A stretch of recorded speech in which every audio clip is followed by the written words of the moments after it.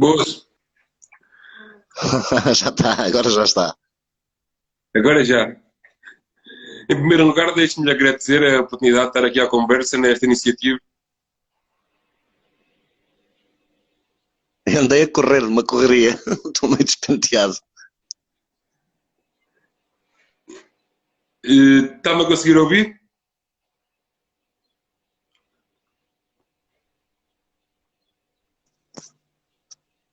Estou a ouvir muito mal, está péssima a ligação.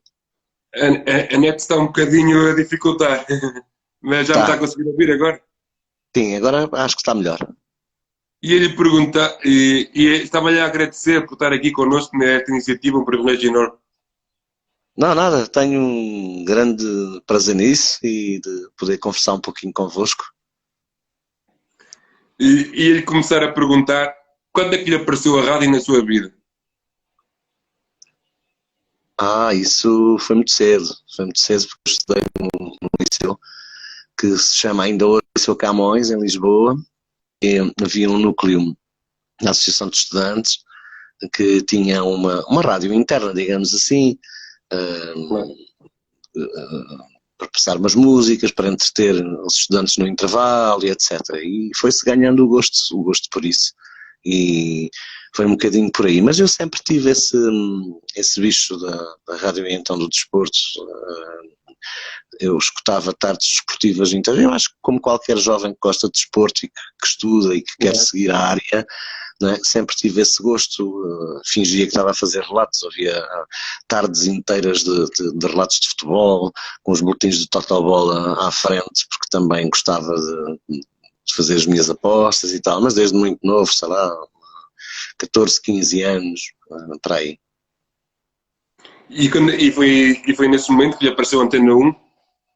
Não, não, não. Isto depois não foi imediatamente, não é? Eu ainda estava a estudar no liceu, um, depois tive uma cadeira no secundário que era o que se chamava na altura jornalismo e turismo, e então, embora a componente básica fosse de jornalismo, e depois também tive a felicidade de ter um professor jornalista nessa cadeira, e portanto foram-se encadeando coisas, projetos, coisas. Eu, curiosamente, a primeira colaboração numa rádio, assim, com um bocadinho mais de nome na altura, quando se chamava as rádios piratas, etc., foi a Rádio Nova Antena, mas eu já tinha, claro, a perspectiva de entrar para então a RDP e, portanto, para estar na Estação Nacional.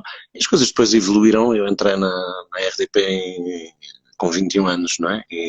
Claro. E, portanto, não entrei logo como jornalista, porque a única forma na altura que foi possível entrar foi como técnico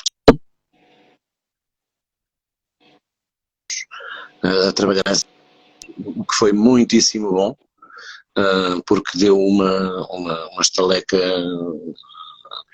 muito importante para depois poder dar os meus voos, os meus saltos com mais segurança e, sobretudo, ser autónomo.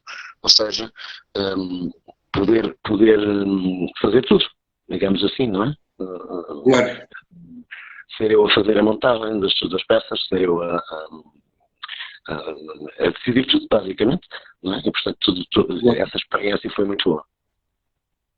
E lhe perguntar como é que olha o jornalismo na atualidade. Ui, isso dá para a gente estar aqui a falar um ano inteiro. É o que é, adaptado aos tempos modernos, com uma voracidade imensa, com às vezes até violência, não é? A violência no sentido da urgência de tratar os temas, de tratar as coisas. É uma área muito minada, como se percebe, uma área sujeita a muitos interesses, é uma área muito apetecível pelas forças de influência, quer económicas, quer políticas, quer sociais, quer desportivas. Toda a gente quer, nos seus setores de atividade, ter o seu pequeno ou grande controle sobre órgãos de comunicação social e jornalismo. Não sei, não faço assim uma grande ideia de como é que está o ensino nessa matéria, ou seja, como é que o ensino superior, por exemplo, está a preparar novos jornalistas, não é? Mas eu, apesar de tudo, confio, e confio muito no talento, porque isto é como nos palcos, como quase que ser um ator de teatro, de cinema, ou seja, só que com uma objetividade, enquanto no teatro e no cinema nós lidamos muito com ficção, né? No jornalismo temos de lidar com a objetividade e, portanto, somos os mensageiros, não é? E, portanto, devemos fazê-lo de uma forma honesta, etc. Eu não sei se neste momento, nesta fase que nós vivemos, se as coisas estão a correr muito bem. Não é? Até porque se descapitalizou bastante, como é que eu ia dizer, o ensino técnico, propriamente dito, técnico, do jornalismo.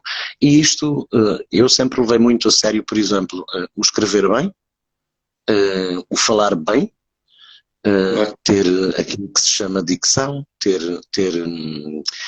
dizer as palavras corretamente, abandonar uma certa coloquialidade, ou seja, eu sou um bocadinho mais pelo rigor das coisas. Não digo que a gente não possa, de quando em vez, não é, aligeirar um pouco o nosso discurso, mas acho que devemos tê-lo sempre muito rigoroso, porque hoje espalhar uma mensagem errada, uma mensagem truncada, é a morte do artista.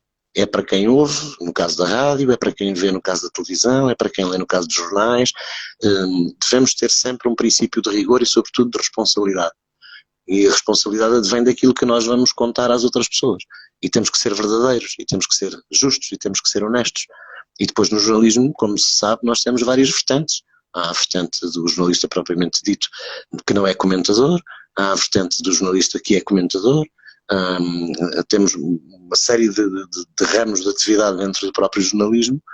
Todas elas devem ser exercidas com muito cuidado e muito respeito por quem está a receber a mensagem. Basta nós darmos uma ideia errada sobre as coisas e então estamos a produzir um mau efeito nas pessoas e a induzi-las muitas vezes em erro e conduzi-las para caminhos errados. Claro. Eu na apresentação estava a dizer que o Sr. Eduardo Gonçalves era uma pessoa que nos levava para trás das balizas. Porque o senhor está no céu. Ok. Então, o Eduardo. O Eduardo Gonçalves é quem nos guia por trás das balizas. E como é que se faz a reportagem de pista hoje, na atualidade? Vai-se aperfeiçoando. Estamos sempre a aprender. Eu quando comecei com este tipo de trabalho, vamos ser francos, não é? Aquilo era um bocadinho, a gente benzia-se, não é? E que tudo corra bem, seja o que Deus quiser, não é?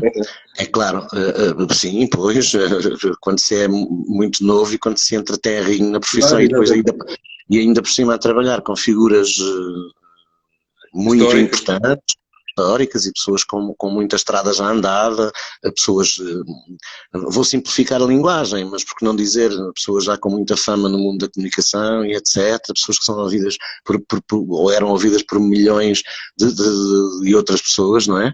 Não era assim muito fácil, mas íamos aprendendo sempre e eles, no final dos jogos, normalmente quem fazia os relatos, não é? Estou-me a lembrar aquelas figuras grandes, sei lá, o David Borges, o António Pedro, o Costa Martins, o Gabriel Alves, tudo gente dessas gerações, não é?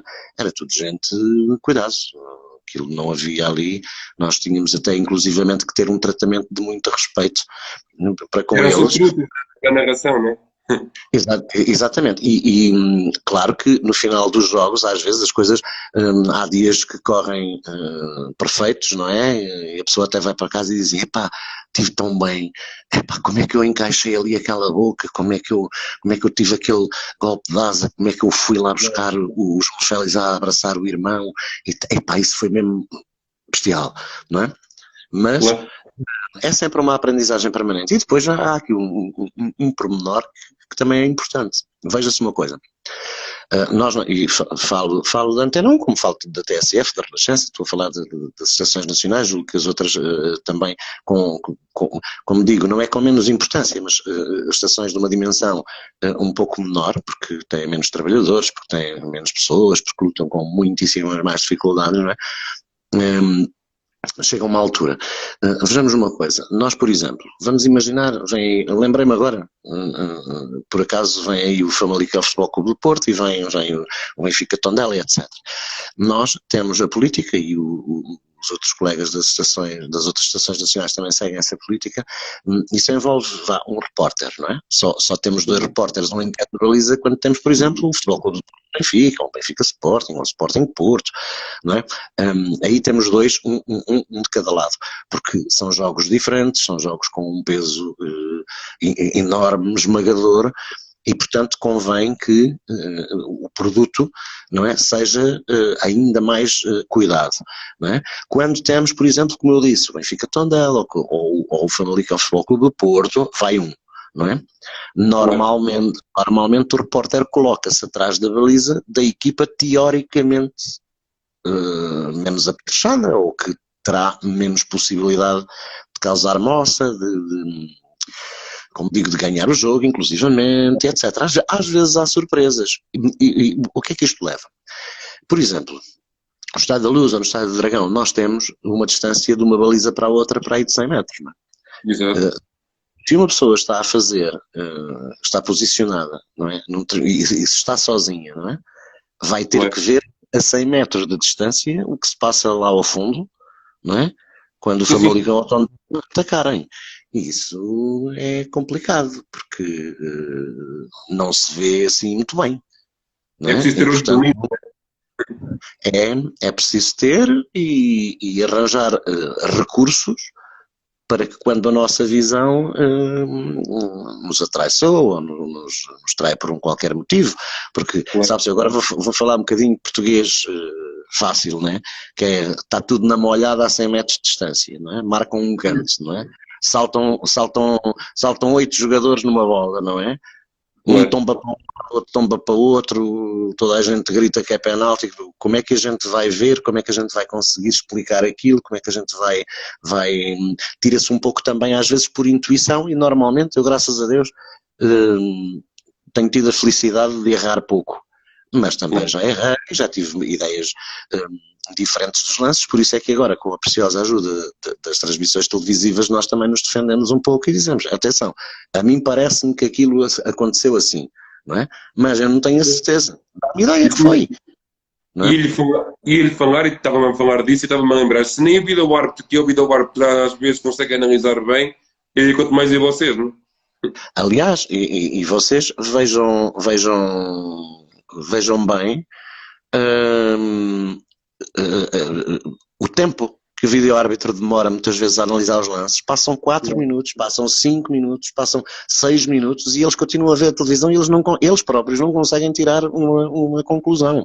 Porque a queda de um jogador numa grande área pode dar ideia de que realmente sofreu uma falta brutal e afinal não é nada disso. Atira-se, cai sozinho e depois dá aquela ideia, a falsa ideia. Se o árbitro não está bem posicionado, se os auxiliares não estão bem posicionados, isso depois dá disparate, e claro, e é por isso que cá em Portugal se fala depois semanas inteiras, anda-se a discutir a arbitragem de um jogo quando ninguém tem pena, não é?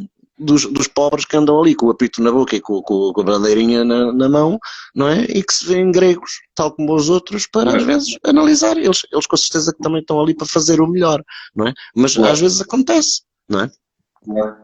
Eu ia...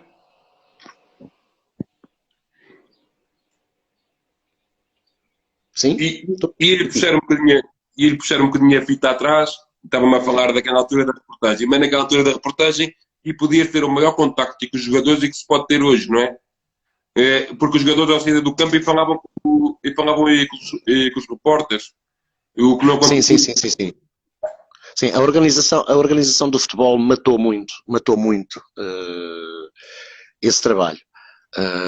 Porque a determinada altura, até por imposições das UEFAs e das FIFAs, acharam que os jogadores, que os protagonistas do espetáculo, não só jogadores, treinadores, que não deviam falar a quente, o que se chama falar a quente. Sim. Ou seja, na prática, o que é que isto traduziu? Estavam a sentir-se muito incomodados, porque os jogadores às vezes expressavam determinadas opiniões sobre determinados lances do jogo e etc., que incomodavam depois as próprias estruturas e os poderes instalados no futebol. Isso, vamos lá ver uma coisa, eu, já como dizia o anúncio, ainda sou do tempo em que as associações distritais mandavam e tinham um peso enormíssimo na organização do futebol português. Cada uma delas queria influenciar decisões, queria proteger os seus clubes, queria cozinhar acordos para que os clubes da sua região fossem de alguma forma mais beneficiados ou retirassem daí mais vantagem em termos desportivos e etc. E eram guerras e lutas imensíssimas, não é? A dada altura começaram a perceber que se desse voz aos protagonistas ainda mais no calor do jogo, então aquilo para eles era uma tragédia. E, portanto, não convinha nada que falassem, não é? Eu por exemplo, quando me estreiei no futebol, no principal campeonato, na altura chamava-se a Primeira Divisão, não é? Eu julgo que foi num Sporting, ou foi num Sporting de Porto, ou foi num Sporting Vitória de Guimarães. Mas lembro-me que um dos atletas era o Neno, e o Neno não jogou nunca no Sporting, jogou no Guimarães e também nunca jogou no Porto, portanto aquilo deveria ser um Sporting Vitória de Guimarães. E eu na minha ingenuidade entrei por relevado dentro, quando os jogadores já estavam quase preparados para iniciar a partida, não é? O árbitro era o Alder Dante, de Santarém, um professor primário, que depois acabou por colaborar connosco. E então, eu, na minha ingenuidade, eu queria era entrevistar a gente, não é? E acho que entrevistei os 11 de cada lado, e só não entrevistei o árbitro, porque depois deu-me uma palmada nas costas, e eu quando me virei para trás, vi uma pessoa de quase 2 metros de altura, e só me disse assim, olha, o senhor não se incomoda que a gente comece o jogo? Não.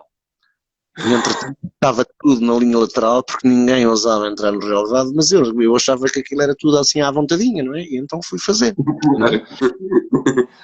Claro que depois tive os meus colegas, os relatadores, que era o António Pedro e Costa Martins para aquele jogo, não é? A pedir por amor de Deus, a mandar emissários falar com o Alder Dante para não punirem o jovem repórter por ter tido aquela atitude.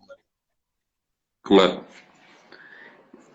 E ele falar agora de outros momentos em que já esteve nas grandes competições, por exemplo, no atletismo, que sei que faz muito, as provas de atletismo, e sei que faz muito os outros esportes.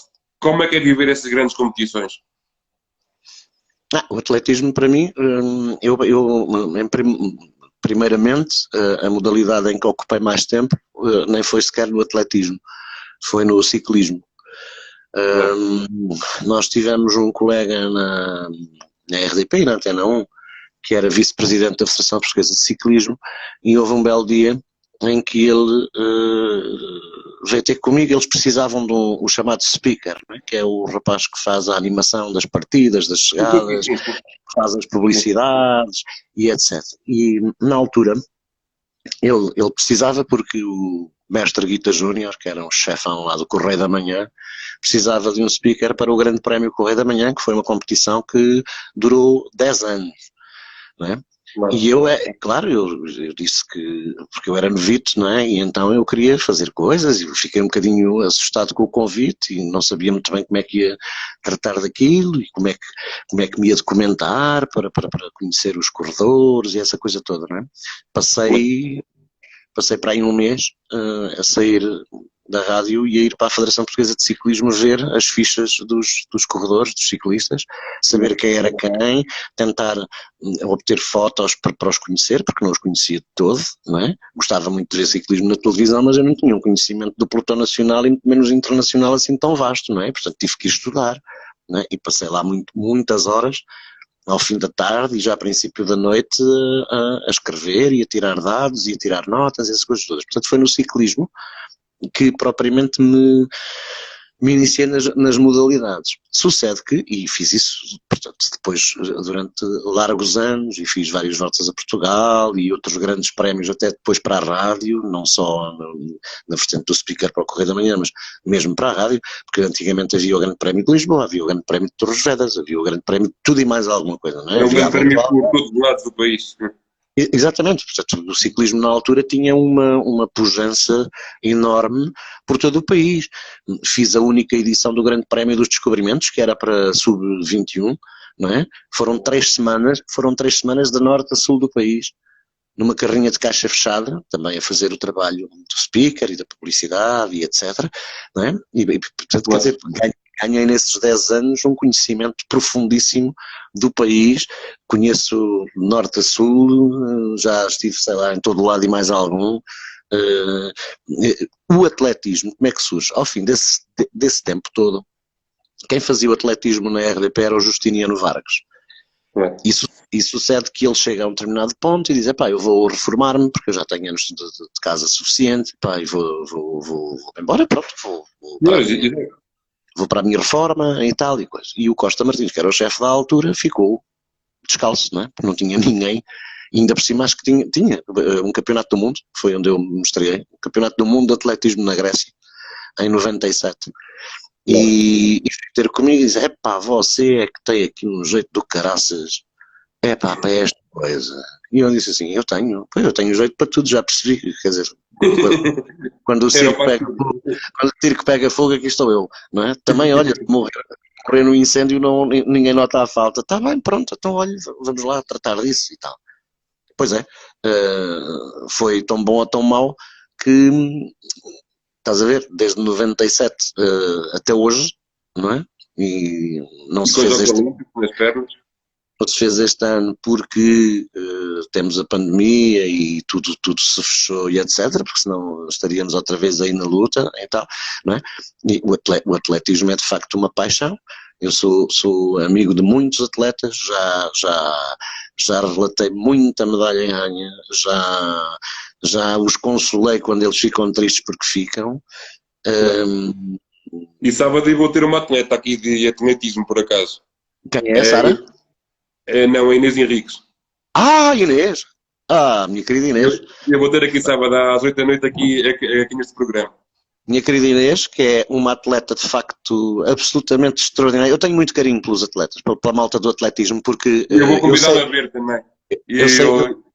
Terei muito gosto e se puder mandar-lhe um beijão, porque é de facto uma atleta extraordinária. Eu tive o privilégio, sou um felizardo nisto, e se esta profissão nos dá alguma coisa, eu gosto muito de pessoas, e gosto muito de pessoas boas, de pessoas generosas, e de facto vocês vejam todos uma coisa, a Inês com quase 40 anos bate um recorde do mundo dos 50 km marcha, torna-se foi uma mulheraça a defender a inclusão da marcha dos 50 km nos Jogos Olímpicos, que infelizmente o Comitê Olímpico Internacional não admitiu, e fizeram muitíssimo mal, porque nessa especialidade teria sido um contributo enorme permitir que essa vertente do atletismo fizesse parte do calendário e que se tornasse também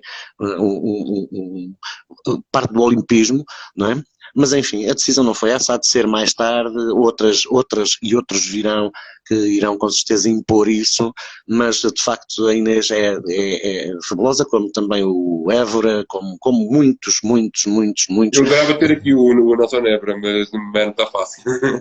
Não está porque ele vive em Espanha, porque ele treina com o Ivan Pedroso e portanto e tem lá a companheira dele também, e portanto faz parte daquele grupo de atletas da elite, e não é muito fácil por esta via depois de conseguir o contacto, embora ele, é uma questão de tentar, ele é uma pessoa quando tem disponibilidade, só que ele tem muitas solicitações, não é? E portanto passa a vida de um lado para o outro, e depois também tem que ter a cabeça no lugar, porque ele está numa fase final da carreira, não pode arriscar nada, tem que estar, como dizia outro, o Futre, concentradíssimo.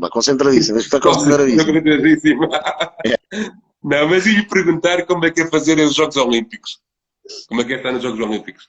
Foi a experiência, só fiz uns, o Rio 2016, porque como nós nos dividimos e não temos, nem a rádio pública tem, como é que eu hei de dizer, dinheiro suficiente para mandar várias pessoas, e quem encarregou dos jogos foi Fernando Eurico, desde que o Vargas deixou também de os fazer, e portanto o Eurico pegou naquilo, como só podia ir um, não podiam ir dois, não é? Se ele já estava com esse departamento, digamos assim, pois não havia motivo nenhum para o retirar, até porque é um profissional, é maravilhoso, não é?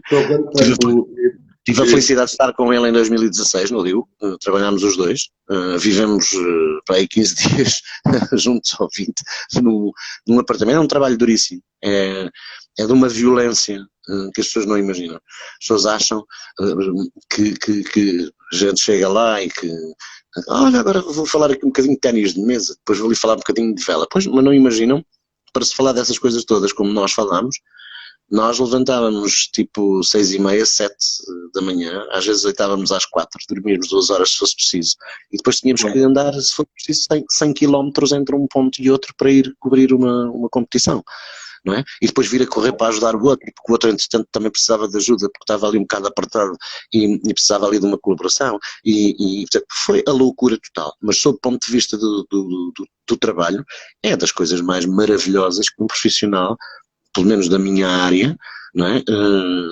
Pode fazer, porque conhece muita gente, porque se integra nas culturas, porque bebe a existência dos outros em realidades completamente diversas das nossas, é uma experiência que recomendo a quem puder fazer, e quem tiver essa oportunidade, que vão de coração aberto e que se dediquem, porque realmente é extraordinário. Nós às vezes tínhamos noites, íamos a correr para a avenida onde estávamos instalados, não é? Lá para o apartamento, não é? Só para ir tentar jantar, porque aquilo fechava à meia-noite. Às vezes chegámos a ter os empregados à porta à nossa espera e quase que a bater palmas, parecíamos nós os atletas, não é? Só para eles nos verem cortar a meta, que era a porta de entrada do restaurante, para podermos comer. E eles esperavam por nós para podermos comer, porque já iam fechar, mas se estivéssemos lá às 23h59 ainda podíamos entrar, não é? E então, mas variedíssimas coisas que sucederam, cansaços enormes,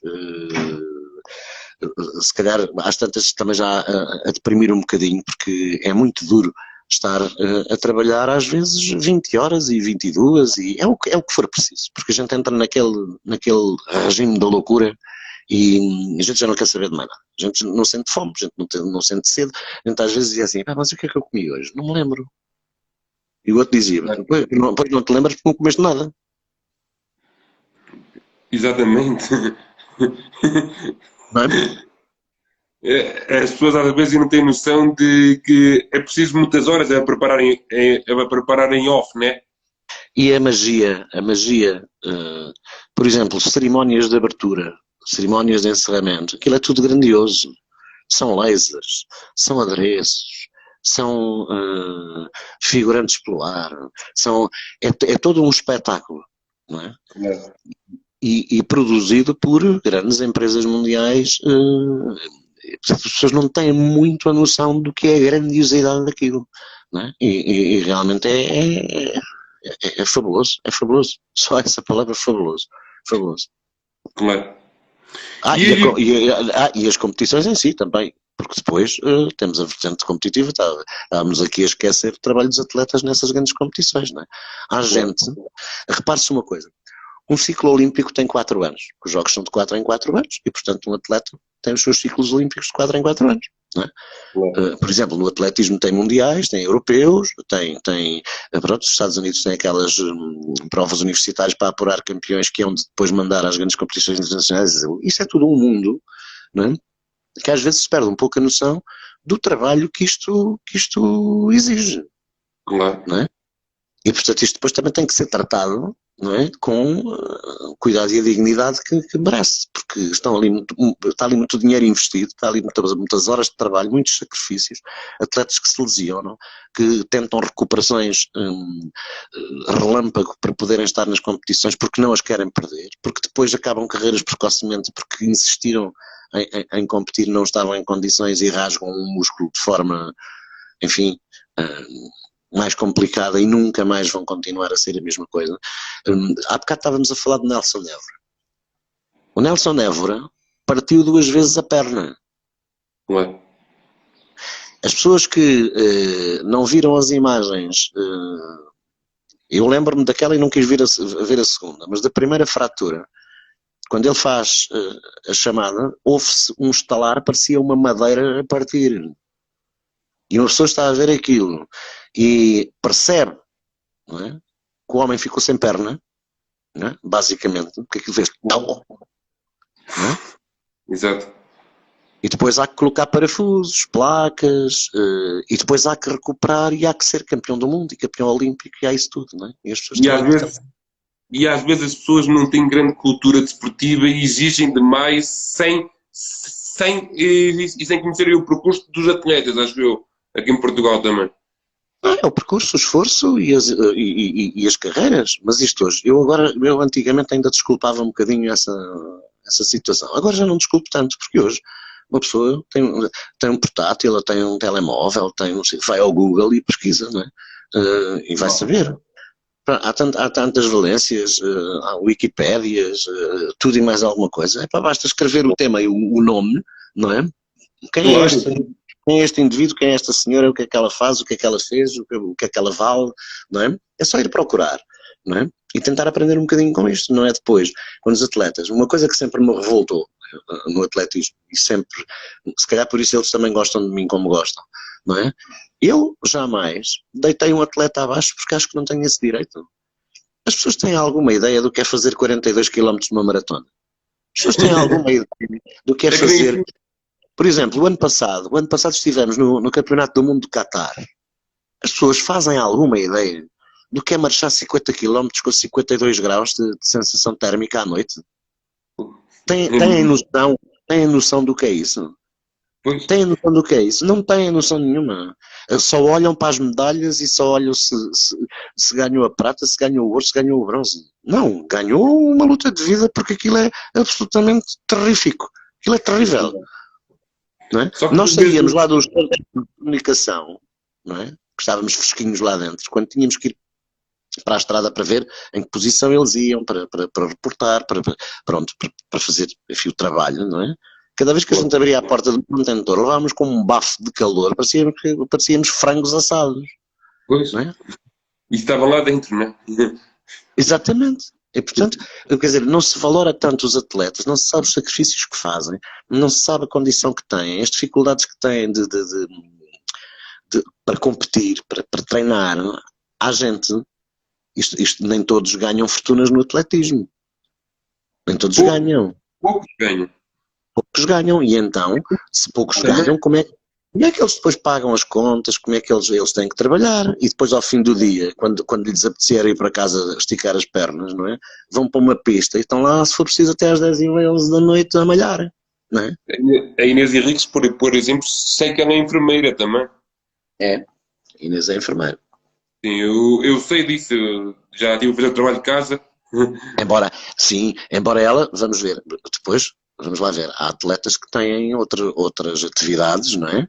Que até depois no futuro, quando terminarem as suas carreiras desportivas, vão poder dedicar-se a mais tempo, mas nós estamos a falar de uma grande campeã, de uma medalhada, não é? Essa tem as suas dificuldades, mas tem também muitos apoios, tem o apoio da alta competição, tem ainda ali uns euros valentes para poder... Tem aqueles que não têm. Pois, exato, mas aqueles que não têm também não são aqueles que vão aos Jogos Olímpicos, não é? Digo eu, não Pois é, não, são aqueles que têm que, como os brasileiros dizem, têm que ralar para conseguir o tal estatuto de alta competição, que é, por exemplo, conseguirem fazer o que se chamava antigamente os mínimos.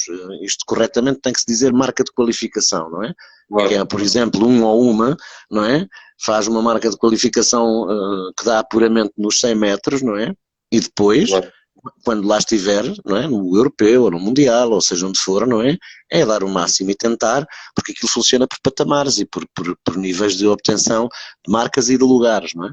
Por exemplo, chamados finalistas, não é? Que estão sempre entre os 8 primeiros de cada competição, não é? Ganham mais do que aqueles que não serão finalistas, serão semifinalistas, que estarão entre os 16, etc. Portanto, aquilo tem diversos patamares, não é? E então têm que ir pouco a pouco conquistando também o seu espaço, o seu raio de ação e o seu dinheiro, porque aquilo vale dinheiro. Não é?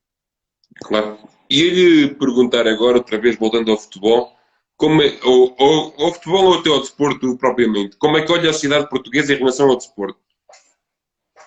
Como é que, agora não entendi.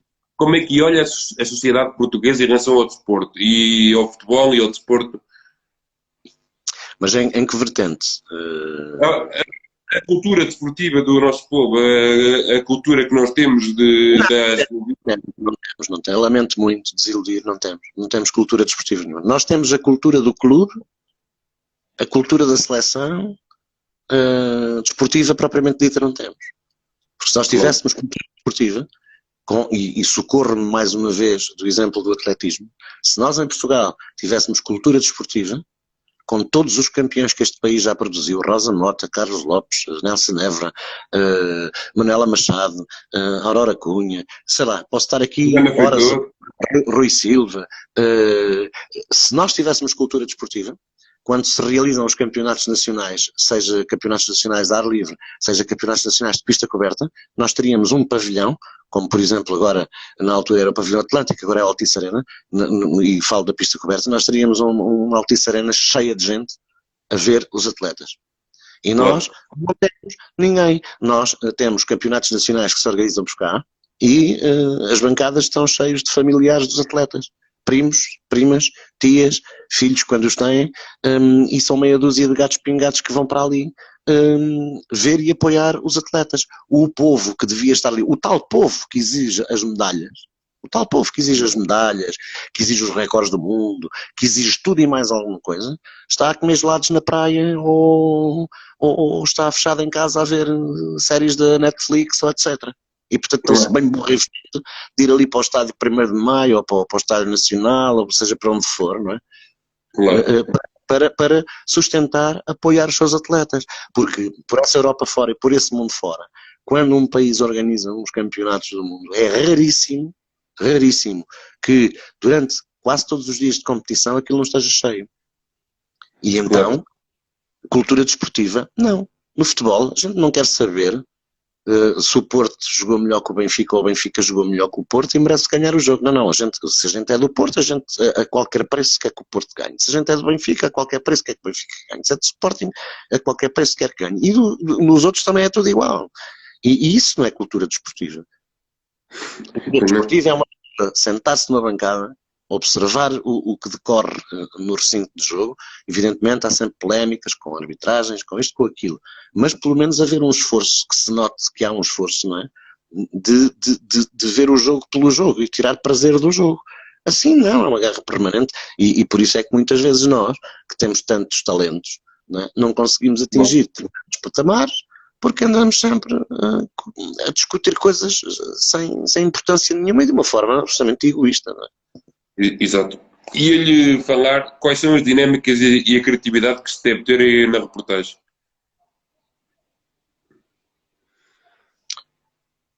Também depende um bocadinho do estilo. Não é? Pois. Eu, como já digo, para mim há critérios fundamentais e que são importantes. Tentar errar o menos possível na mensagem que estamos a passar. Ou seja, falar simples, falar claro e falar corretamente. E falo estou a cingir-me um bocadinho à minha linguagem de rádio, não é? Não estou agora a abarcar todos os vários setores de comunicação social, porque há televisão, há jornais, há webs, há tudo e mais alguma coisa, não é? Estou a falar da parte... Eu falava na reportagem de enviado especial ou reportagem de pista, era nesse sentido que eu falava mais. E acho que reportar é pormenorizar ao detalhe.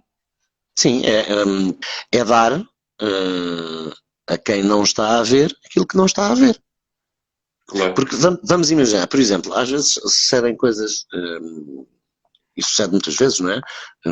Então nos jogos de futebol sucede muito, não é? Uma pessoa está a assistir ao jogo para televisão, mas não quer, por uma razão qualquer, estar a escutar os comentários da televisão. E prefere estar a ver o jogo ouvindo o relato de rádio, a reportagem de pista da rádio, etc. Não é? Claro. Ora, se a pessoa está a ver o jogo pela televisão, aquilo que nós, em termos de rádio, temos que lhe dar é aquilo que ele não está a ver. Exato. E que nós sabemos que ele não está a ver. É ir buscar numa bancada um movimento de claque, é ir buscar numa bancada uma tarja que surge, é ir buscar numa bancada um olhar que se espanta com um golo falhado, de alguém que dá um salto porque se impressionou com um lance, ou seja, isto são exemplos vários, não é? Sim, eu estou a entender. Nos atletismos, assistir, por exemplo, nas disciplinas mais técnicas, não é? Saber se o atleta que está no triplo, ou que está no comprimento, ou que está na vara, não é?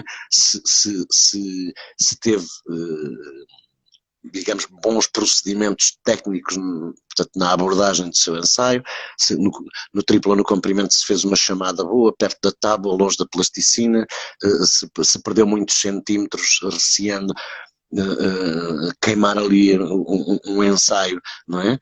E perder um bom salto, tudo isso, comportamentos às vezes marginais à própria competição, que acabam por colorir também um pouco aquilo que se está a dizer. Uma pessoa não pode estar ali de uma forma rígida, não é?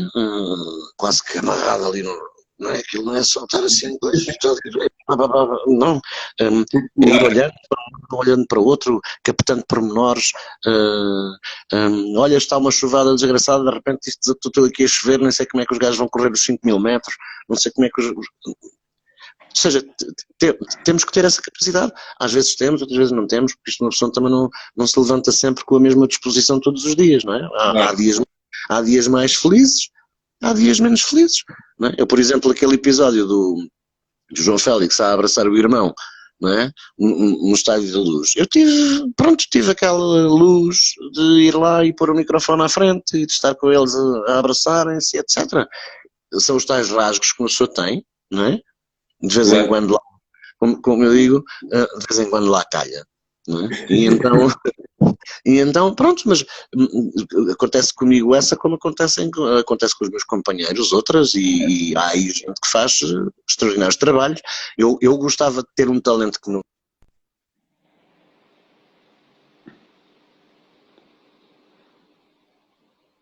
ter o talento que algumas pessoas têm, por exemplo, para elaborar grandes reportagens. Não é? Claro. Porque têm talentos naturais, e eu, repito, não o tenho de todo.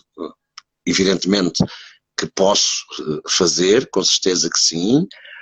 Demora muito mais tempo que os outros e aquilo depois não sai assim tão engraxadinho como sai com os outros, não é? Mas cada um de nós tem as suas valências, não há perfeitos em todas as áreas e, portanto, bem, como diz o outro, vai-se perdendo. E lhe perguntar, cada vez com mais força estão a entrar os meios digitais. E se pensa que o futuro da rádio também terá que ser através do meio digital? Eu acho que são plataformas que se complementam.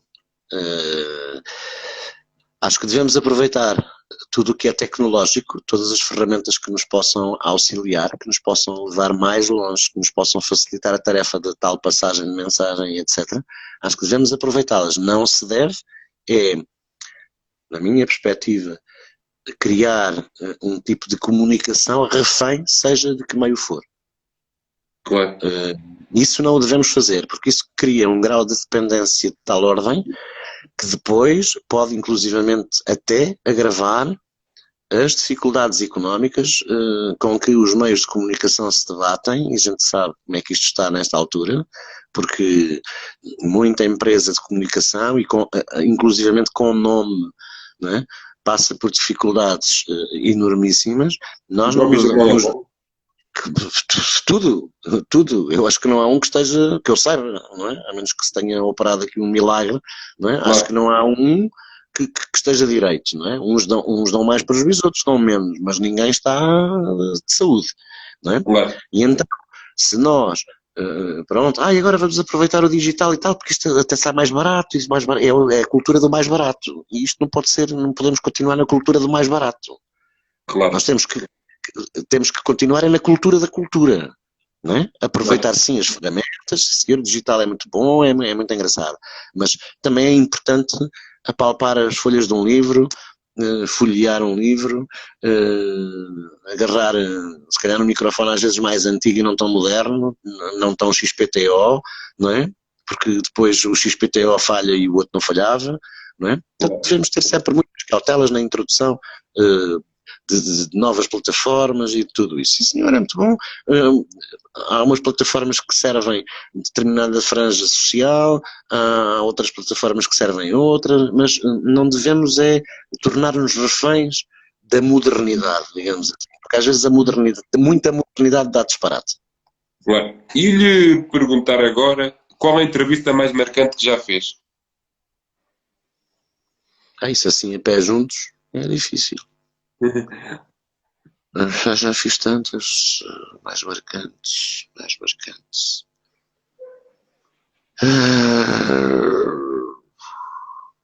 Não sei, eu felizmente já fiz muitas.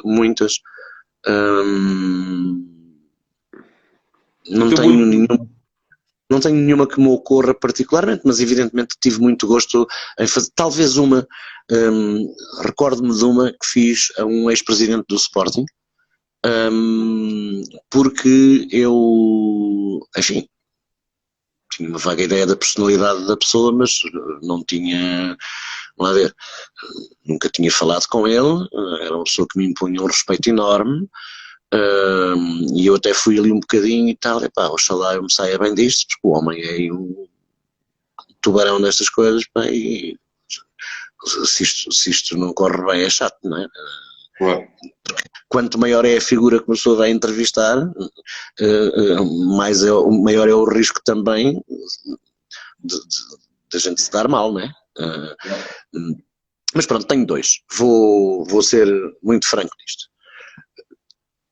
Aquele que eu me estava a referir agora foi o Dr. José Roquete, presidente do Sporting, e ainda era o meu camarada Carlos Severino, era o assessor de imprensa da direção do Sporting e do presidente, e eu combinei com ele ir lá fazer uma entrevista, e ele dizia, isto é quase que entrar e sair, isto é 10 minutinhos com o presidente e não mais, o homem tem mais que fazer, não é?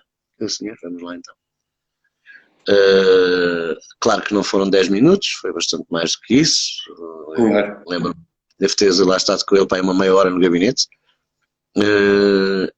E gostei muito de fazer, porque foi uma pessoa que, durante a própria entrevista, ele explicou muito bem a vida na altura do Sporting, explicou muito bem os seus objetivos, que eram modestos. Ele disse a dado passo da entrevista que a nossa grande meta, sempre com aqueles olhos muito abertos, o Dr. José Roquete tem os olhos muito abertos, parecem uns faróis, não é? Sempre muito expressivo. Assustador, ele falava assim, com os olhos assim muito abertos. Nós temos aqui um objetivo, que é, nos próximos 5 anos, vamos ganhar um campeonato. Bom, o que é facto? O facto é que ganharam 2. Era o projeto não só pela presidência do Roquete, mas também depois de Dias da Cunha e etc. E, portanto, formaram ali uma belíssima equipa, e com Augusto Inácio, que chegou a ser nosso comentador na rádio também, etc. Outra personalidade que eu entrevistei já muitíssimas vezes, quem diria, é o Sr. Jorge Pinto da Costa, porque realmente é uma figura. Nós podemos discordar de processos de gestão, nós podemos discordar da condução que ele faz, do Foco do Porto, podemos ter todas as opiniões imaginárias sobre Pinto da Costa. Agora, nós não nos podemos esquecer de uma coisa. Pinto da Costa não ganhou só em Portugal. Pinto da Costa, para quem não sabe, é o presidente de clube de futebol, ou portanto, na área do futebol, mais titulado do mundo. Claro. E eu não As sou pessoas têm... profissional. Eu não sou profissional e posso dizer, o Pinto da Costa é o meu presidente, que eu sou portista. Pronto, mas legitimamente cada um é o que é e não vem mal ao mundo por isso. Agora, que temos que olhar para aquilo que ele deu a um clube português, como o Futebol Clube de Porto, papá, podia ter dado no outro lado qualquer. Não, é ali, e deu ali. Claro. Nós não nos podemos esquecer que um clube português ganhou Supertaça Europeia, ganhou a Taça Intercontinental, ganhou a taça lá do A Mundial de Champions, Clube, ganhou a Champions, ganhou a Taça UEFA, quer dizer, a Liga vamos lá ver, Europa. a Liga Europa, quer dizer, portanto, tem um manancial de títulos fora de Portugal, conquistados, que nós temos que respeitar essa pessoa. E depois é uma pessoa que tem um sentido de humor fantástico. É o que eu costumo dizer, um gozão. Mas como é um gozão já com uma certa idade, até depois acaba por ter alguma piada, não é? E a poesia. Sim, é uma pessoa Culta. portanto, quer dizer, vamos atacar o homem só porque ele é presidente do Porto? Não é? Lá está a tal história da cultura desportiva que estávamos a falar há bocadinho. Não, mas isso é como, por exemplo, o portista falar aí do Luís Filipe Vieira também, não é? Sim, sim, sim. E ainda por cima vais falar de um amigo do Pinto da Costa, que ainda tem mais graça, não é? Isso é verdade. Pois, não é? De visitas de casa, convívio entre as esposas e tudo mais. Portanto, as pessoas também, ninguém quer saber de nada disso. Só, só, Ninguém que às vai vezes, procurar. só que às vezes eu acho que as pessoas elas não pensam tipo que fora do campo, que no campo é uma coisa e fora do campo é outra. Pois só que o problema é que às vezes não é só dentro do campo e fora do campo, é dentro do campo, fora do campo, dentro dos gabinetes, fora dos gabinetes, dentro da influência, fora da influência, e portanto é como diz o outro, anda meio mundo a enganar o outro meio, quando as coisas não devem ser assim, porque se nós somos um país que é campeão da Europa a nível de seleções, se nós somos um país que tem o Cristiano Ronaldo, se nós somos um país que teve o Eusébio, se nós somos um país que teve essa equipa do Futebol Clube do Porto, essas equipas do Porto que ganharam títulos internacionais. Então, pergunto eu, então se nós temos todos esses talentos, todas essas valências, porquê é que a gente ganha tão pouco? Claro, exatamente. Lá fora, porquê? Porque nós passamos a vida a dar tiros nos pés. E andamos sempre entretidos a discutir uma semana inteira o penalti que não foi, e a bola que não saiu e todas essas coisas. Isto é o problema. Se o Pizzi jogou bem, se o Marega jogou bem, se o Bruno Fernandes quando estava no Sport jogou bem. Sim. Estavam desgraçados os ingleses que jogam 3 vezes por semana se de cada jogo que fizessem perdessem tempo agora. Então não faziam mais nada. Exatamente.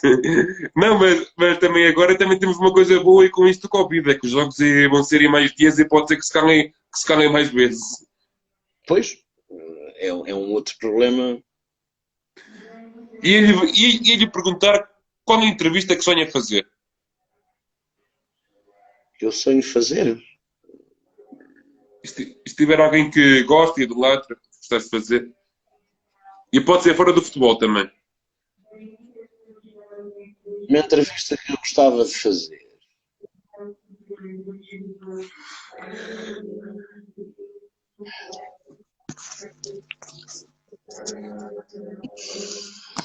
Essa também não é fácil.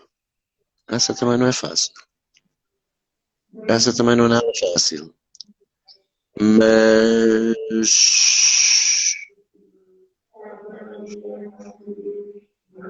é que não é fácil, não é por nada, não é que não existam pessoas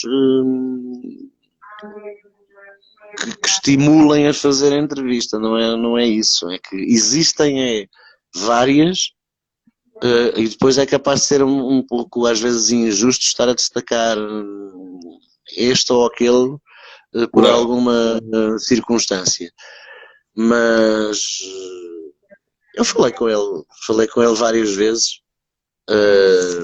Tenho pena, agora provavelmente isso já não se vai verificar, mas tinha curiosidade de fazer algumas perguntas a um homem que foi presidente da Federação Portuguesa de Futebol durante muitos anos e que naqueles tais períodos das associações e etc.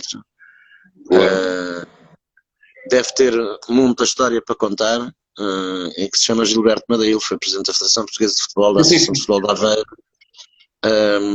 Teria muito gosto em voltar a falar com ele e a aprofundar hoje temas que não aprofundei na altura, porque ninguém adivinha o futuro e, entretanto, desde a saída dele até hoje já muita coisa se passou, novo, e, portanto, gostaria de ter um pouco da visão dele, quase que fazendo um paralelo entre aquilo que ele viveu na sua época de dirigente desportivo e aquilo que hoje temos, porque, vamos ver uma coisa, no tempo do Dr. Madeira também se conseguiram progressos e avanços nas nossas seleções, etc., e no próprio futebol português. As coisas eram um bocadinho mais vagarosas porque aquilo exigia muito mais negociação para se conseguir tomar decisões e etc. Não é? Claro. E-lhe perguntar, ia-lhe falar e dar-lhe os parabéns por um prémio, que é o prémio Artur Agostinho, e como é que foi ganhar este prémio? Pois é, o mais importante, de facto, foi um orgulho para mim e veio numa altura muito, muito importante. Foi uma emoção grande, eu não fazia ideia que tinha ganho o prémio, tinha ido almoçar com o João Gomes Dias, depois regressámos para completar o nosso turno e etc. E eu, quando abri o e-mail, vi uma mensagem do que diz, eu nem sabia muito bem o que era aquilo, não estava a perceber o que é que se tinha passado em relação ao prémio, e obviamente que senti uma emoção enorme por conseguir esse troféu, ainda mais porque eu ainda cheguei a trabalhar com o homem que dá nome ao prémio, e um ano só, é verdade, um ano, quando Miguel Alves liderava o desporto da Antena 1, e ao fim depois de uma data de anos, ser eu bafejado com essa distinção, fiquei muito feliz. Depois, porque o meu pai tinha falecido e eu, enfim, gostaria que eu tivesse assistido e infelizmente não teve tempo de assistir. Depois, porque é um prémio atribuído em vida. Porque muitas vezes este tipo de distinções e este tipo de prémios são atribuídos quando as pessoas ou já não dizem coisa com coisa ou quando já estão 7 palmos abaixo da terra. Depois é um prémio muito importante porque é atribuído pelos nossos camaradas de trabalho, não é? Porque quem trata disto são os jornalistas e, portanto, ainda orgulha mais. Depois porque me foi entregue pelo meu amigo Alexandre Afonso, infelizmente agora foi por outras paragens e, portanto, já não está... Mas também foi importante para mim, não é? E sobre a própria valia do prémio, porque é importante. É importante. As pessoas não, para uma pessoa como eu, que gosta do rigor, que gosta de tentar fazer sempre o melhor, não é? Receber este troféu foi de facto muito, muito compensador. Senti-me muito, muito feliz e digo, opa, olha, agora já posso morrer descansado, longe vão agora, claro. Claro, exatamente. Né? Mas é mesmo aquela ideia de, opa, agora já posso morrer descansado. Não entendi agora que se cortou a ligação. Não, estava a falar você. A sua imagem cortou. Ok. Não, estava a dizer que foi um prémio que me orgulhou imenso, tenho muito orgulho, vai acompanhar-me sempre, vai estar sempre num lugar de destaque na minha casa, porque é de facto... E só pedir, que aqui está cronometrado, se podíamos parar e depois arrancarmos com estas perguntas a seguir. Se podíamos parar aqui a live e arrancar já a seguir. Não, nós podemos parar. Agora eu não sei que horas são e eu tenho um compromisso a seguir. Eu não estava a contar que isto demorasse tanto.